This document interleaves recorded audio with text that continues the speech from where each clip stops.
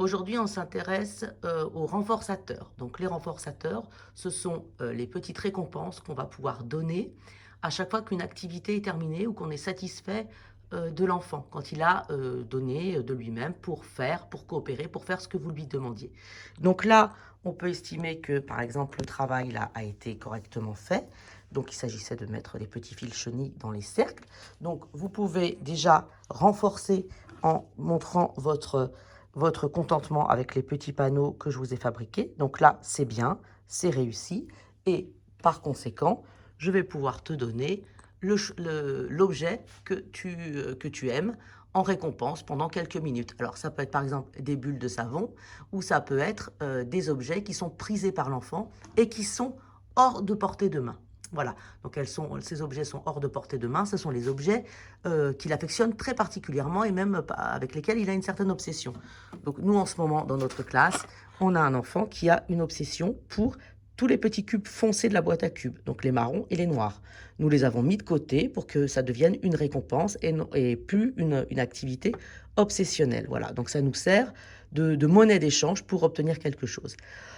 En fonction de l'enfant dont vous vous occupez, donc là, ça va être ces petits cubes. On va essayer d'avoir des petits bacs transparents. Hein, donc, on essaie de récupérer toutes sortes de petites boîtes transparentes, des petites boîtes d'emballage. Je vais en mettre de côté. Venez me voir si vous en voulez. Et donc, en fonction de l'enfant, ça ne sera pas le même renforçateur. Ça sera, par exemple, voilà, on a par exemple ça. Voilà, ça peut être aussi ce genre de renforçateur pour un autre enfant qui aime les figurines, les poupées, les jouets. Ça peut être aussi, je ne sais pas, pour certains enfants, vous pourrez avoir ce genre d'objet, voilà. Mais toujours dans une petite barquette transparente parce qu'il faut que ce soit vu. Il faut que ce soit vu par l'enfant. Ça peut être aussi les bulles de savon.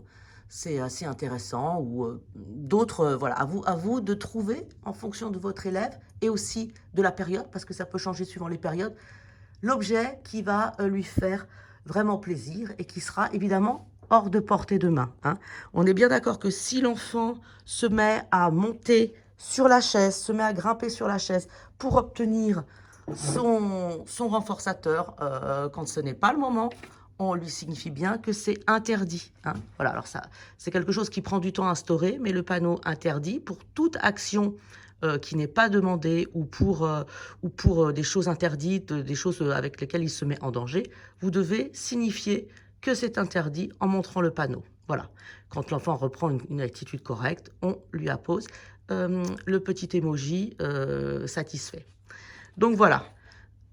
Pour ce qui concerne les renforçateurs, l'enfant va pouvoir aussi, après, les demander en donnant l'image. Hein. Donc, ça peut être, là, c'est les images de mes petits cubes.